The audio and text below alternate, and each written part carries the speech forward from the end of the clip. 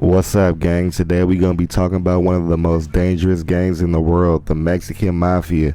We're going to be discussing where they started, multiple bodies, snitches, and more.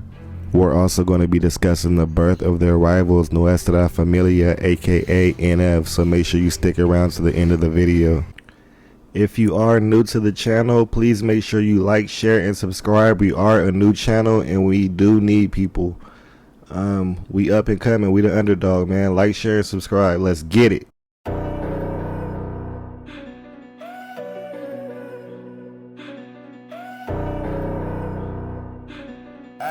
It all started in the early 1900s.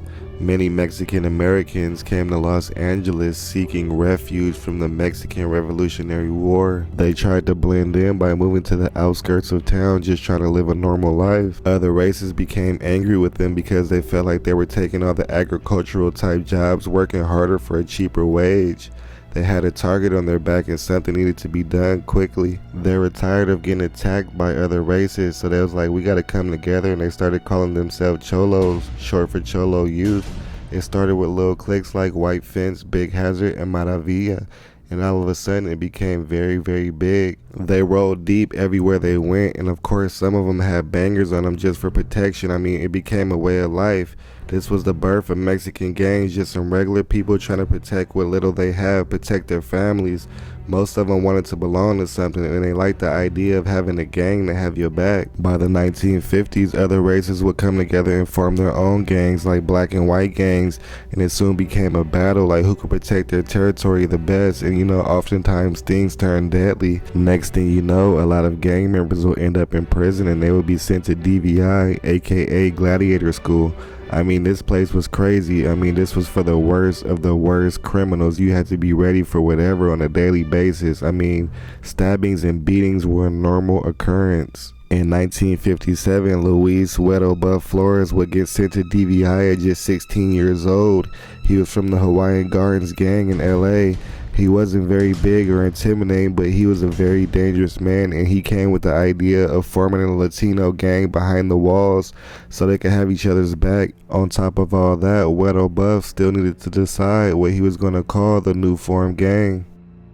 In the early 1900s, the Black Hand, which is an Italian mafia gang, was unrivaled, meaning nobody wanted to mess with them. They took all their enemies out. So Wedo thought that was pretty cool. He always idolized the Italian mafia. He wanted to get down how they got down, so he basically replicated them. So from that day on, they started going by the Mexican Mafia or the Black Hand. It didn't take Wedo long to find a group of a dozen loyal inmates from East LA that he grew up with to form the gang. And once he did, the goal was to quickly take over the prison's black market system like drugs and contraband, and they also wanted to strike fear in other inmates, and their main means was violence. Over the next couple of months, they went to work, handpicking some of the hardest criminals the system had to offer, but men with honor that would uphold the rules and kill for the Mexican Mafia if he snapped his fingers. Before you knew it, they were the most feared group on the yard. They developed a military type structure, making sure their beds were made and rolled up, making sure their shoes were on at all times, ready for battle. And they lived by a strict set of rules. Rule number 1, a member may not raise his hand against another member without approval from the higher ups and leaders. Rule number 2, a member must not steal from another member. Number 3, a member must not politic against another member or cause dissension within the organization. Number 4, membership is for life. The only way out is death. Rule number 5, retaliation must be carried out if anyone crosses La M, no exceptions. Rule number 6, vendetta must be carried out even if it takes months, years, or decades. Rule number 7, if a member of La M gets harmed or killed by someone else, such as police or other criminal gangs, retaliation must be immediate and must be swift and brutal and deadly. Rule number 8, it is mandatory to assault, kill all dropouts and traitors. Rule number 9, La M comes first even before your own family, religion, and God. Rule number 10, a member must not interfere with another member's business activities. Rule number 11, a member must protect another member from harm. Rule number 12, a member must treat another member like a brother. At this point, if you were in the gang, you were considered a carnal, which is Spanish for brother. In March 1958, a year after the Mexican Mafia was formed, the Los Angeles Police Department did a press conference, and they were talking about all the violence that was being done by the Mexican gangs in the streets and stuff like that. And they were saying that they had direct ties to the Mexican Mafia behind the walls. Something needed to be done badly. In 1961, they transferred inmates who they felt like had a lot of power and influence to San Quentin prison, which was a deadly mistake because they recruited Doroteo Betancourt and Frank Bezur, who were the first men to murder a prison guard. And as soon as they got to San Quentin, they killed an inmate for no reason, so people knew that the Mexican Mafia wasn't to be messed with. And then Wedo Buff would take a step back and fall in line with his fellow gang members, which made it hard to take him down.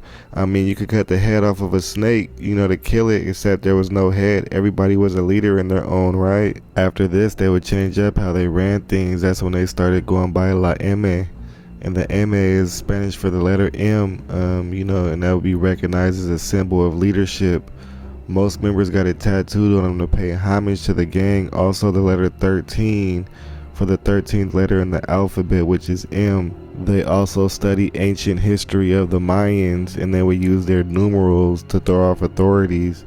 The 2 bars right here and the 3 dots represent 13, each bar being 5 and each dot being 1. Rudy Cayenne Cadena would be sent to DVI in 1960, and then in 1961 they sent him to San Quentin with the rest of the troublesome inmates.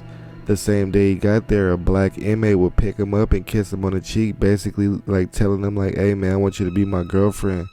But hey, Rudy wasn't going for it. That same night he went, he made a shank, he went in his cell and he knocked old boy down, and basically that made him gain a lot of respect on the yard. I mean, people was like, this guy's not to be messed with and he'll kill if necessary.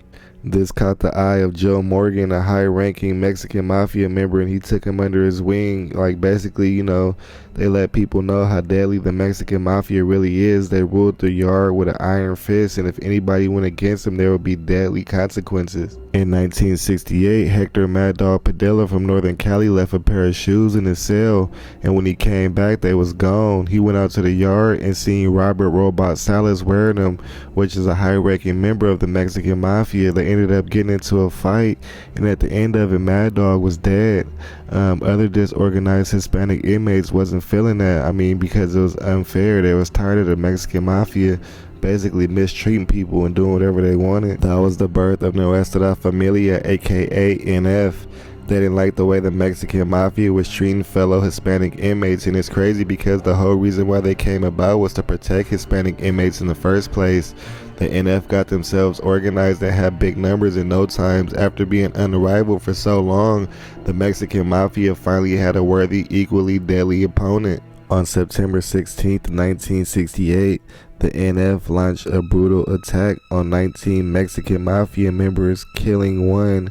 They were tired of the abuse and tired of, the trials and tribulations, and they decided to act. In 1970, Rudy Cayenne Cadena formed an alliance with George Jackson, the founder of BGF. He was big on peace, and Rudy publicly called for a meeting trying to get the Mexican Mafia and NF to come together to be one huge crime syndicate. But Joe Morgan didn't like it, and neither did a bunch of high-ranking Black Hand members. In 1971, Joe Morgan would carry out the gang's first street execution when he killed fellow gang member Alfonso Pachi Alvarez. After that, he became known as the Godfather. A lot of gang members were paroled, and the Mexican Mafia had a huge influence on the streets of LA. Members who were loyal to the Mexican Mafia became known as Soreños, aka Southsiders, and they preferred to wear blue as opposed to their rivals the NF or Norteños, who preferred to wear red. Rudy Cayenne Cadena also ordered recently paroled Black Hand members to infiltrate federally funded drug programs in the LA area. Their first target was the National Institute for Alcohol Abuse. A Mexican Mafia member named Easy Ed became director of the League of United Citizens to help addicts. When the plan fell through after an investigation, Easy Ed fled to Mexico, with $146,000 cash. Ellen D'Elia, who was trying to help break the case, was found brutally murdered in Sacramento, California. Rudy Cadena would get paroled in 1971, but by 1972 he caught a violation and ended up in Chino prison, where he would continue his peace talk that nobody liked. Rudy Cadena would set up a meeting with NF leader Joe Gonzalez, and they agreed to end all hostilities. The meeting was set for December 14, 1972. Joe Morgan did not agree. He was furious about the meeting. He was fuming. He hated NF with a passion. So 2 days before the meeting was to take place, on December 12th, he had 2 high-ranking NF members killed, and that took all peace talk off the table. Mexican Mafia members felt like Cayenne was getting soft and didn't have his back no more, and the NF members were furious about the hit on the 2 members. So not too long after all that happened, in late December, Cayenne was murdered. He was stabbed over 70 times and thrown off a 3rd-story tier. It's crazy because he was one of the original members, and him and Joe basically grew up together. He helped build the Mexican Mafia just for them to leave him hanging. Man, it's a cold game. 1975 through 1977, the Mexican Mafia was focused on killing rival drug dealers and getting their own people on the streets. This task was left up to Ramon Mundo Mendoza, Edward Sailor Boy Gonzalez, Alfredo Alfie Sosa, and Robert Robot Salas. In these 2 years alone, the Black Hand had over 50 bodies. In 1977, Joe Morgan went on a run because he didn't want to catch his 3rd strike for possession of a firearm. So he ended up leaving the leadership role to Ramon Mendoza, who was vicious and carrying out all kind of hits, including 2 NF members. In 1978, Ramon Mendoza got caught for a body and was awaiting trial in the Kern County Jail. When he started to feel remorse for his crimes, he befriended a religious man who told him God forgives anybody. Right then and there, he made up his mind that he was going to snitch on the Mexican Mafia. He beat the body, and he still wanted to rat. It's crazy. Once he got released, he met up with a DEA agent and told them where Joe Morgan was staying, where he was hiding out, and also told him where Alfie Sosa was. And at the time, Alfie was wanted for 6 bodies. It's crazy because after he did all that snitching, he went right back to living the thug life, in his leadership role in the Mexican Mafia, and nobody knew a thing. By the 80s, the streets of LA were full of Sureños under the leadership of Joe. Just because he went to jail, nothing changed. He was leading from behind bars. They had big dope and big money and was taking over everywhere. And everything went well for a long time. Some people say that Joe was worse in the 80s than he was in the 70s, and that's saying a lot. Sadly, in 1991, Luis Huedo Bub Flores, the founder of the Mexican Mafia, the one who started it all that day in DVI, died of alcohol poisoning. In 1992, the movie American Me would come out, and Joe Morgan was furious because he felt like they didn't depict him right in the movie, and he was super mad, and he wanted revenge. March 25th, 1992, OG Big Hazard member Charles Manriquez is hanging out in his hood in the Ramona Gardens when a masked man comes up and shoots him in broad daylight. And he was helping out with the movie, and everybody knew that Joe ordered the hit. But Joe wasn't done yet. On May 13th, 1992, a woman named Anda Lizarraga, who helped with the film, was loading groceries at her house in East LA when a masked man ran up and shot her as well. Sadly, on November 8th, 1993, Joe Morgan would die in Corcoran Prison from cancer. Some people were happy that the Reaper was gone, but it was a sad day for his loyal soldiers. In September 1993, Rene Boxer Enriquez approached several gang leaders all over LA and the surrounding areas. In this meeting, he put an end to drive-by shootings and made all the Sureños come together as one big drug trafficking organization.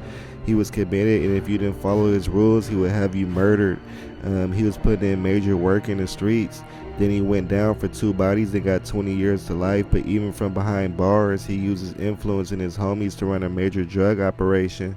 In 1995, the federal government came with a RICO charge, and this was the first time they charged a gang with the RICO charge, and they indicted 22 Black Hand members. They charged them with everything from murder to extortion to drug trafficking, but the police could never stop the Mexican Mafia, and they proved that throughout the years.